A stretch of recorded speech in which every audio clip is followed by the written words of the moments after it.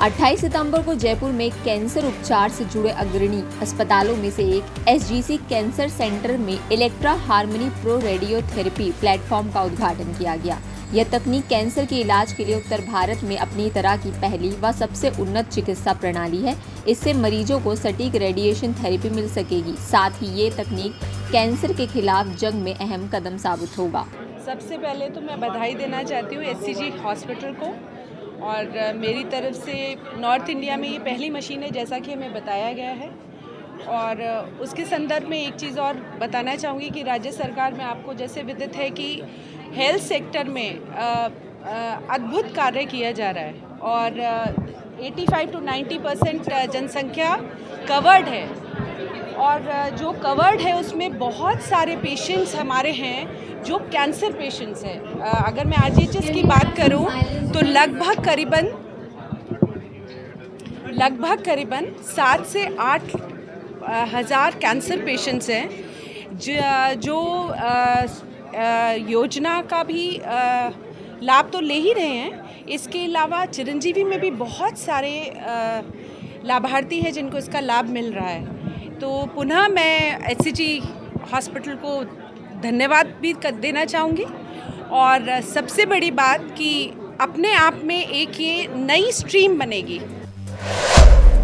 बाड़मेर के संत दयालपुरी महाराज ने एक राजनीतिक साजिश के तहत हटाए गए वृद्धा आश्रम मामले में राजस्थान के पक्ष विपक्ष के नेताओं से न्याय की गुहार लगाने के बाद भी न्याय न मिलने पर मजबूर होकर जयपुर में मीडिया के सामने अपनी पीड़ा जाहिर की।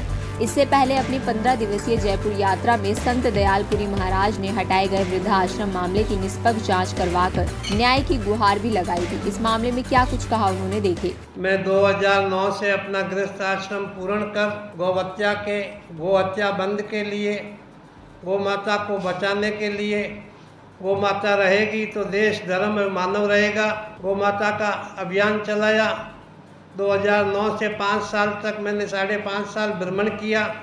18 राज्यों के हजारों गांवों, ढाणियों और शहरों से होते हुए मैं वापस बाड़मेर पहुंचा, जहां पूर्व से मेरा आश्रम था।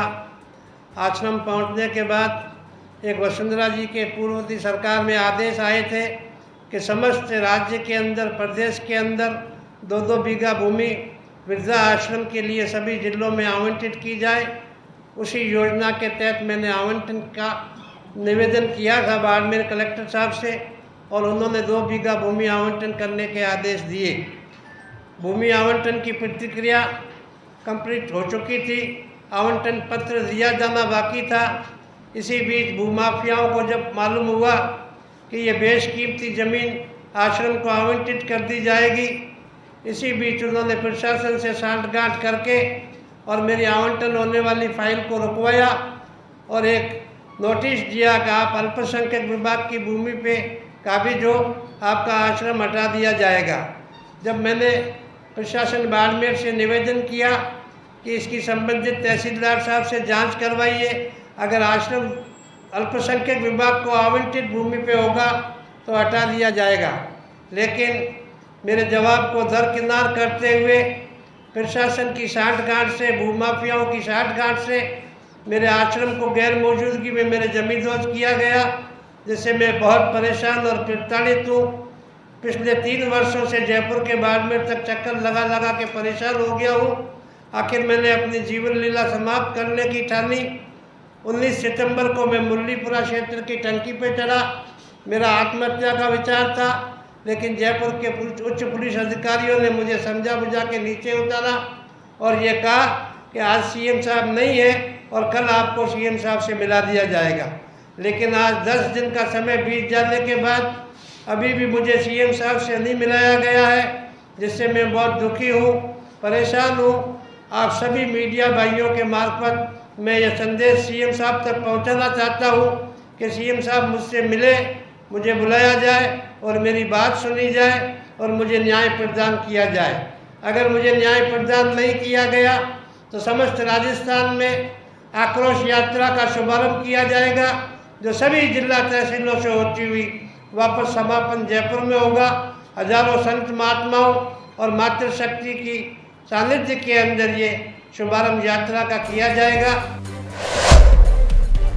देश चुनावी मोड में आ चुका है। सभी पार्टियां वोटर्स तक पहुंचने के लिए सारे दांव चल रही है। बीजेपी ने भी पूरी तैयारी कर ली है। पार्टी पूरे एक्शन मोड में है। जेपी नड्डा के नेतृत्व वाली पार्टी रथ यात्रा निकालने की तैयारी कर रही है, जो 2 महीने तक चलेगी। लोकसभा चुनाव की तैयारियों में जुटे कांग्रेस नेता राहुल गांधी इससे पहले आनंद विहार स्टेशन पर कुली की ड्रेस में नजर आए थे। बुधवार को राहुल गांधी की एक और तस्वीर सामने आई है, जिसमें वह बढ़ई का काम करते हुए नजर आ रहे हैं। वह दिल्ली के कीर्ति नगर टिम्बर मार्केट पहुंचे और लकड़ी कारीगरों के साथ समय बिताया। हिंदू पर्सनल लॉ बोर्ड नाम की संस्था के अध्यक्ष अशोक पांडे ने सुप्रीम कोर्ट में याचिका दाखिल कर राम सेतु पर दीवार बनाने का आदेश देने की मांग की है, ताकि करोड़ों लोग जाकर राम सेतु के दर्शन कर पाए। इसी तरह की तमाम जानकारी के लिए आप बने रहिए द फ्रीडम न्यूज के साथ।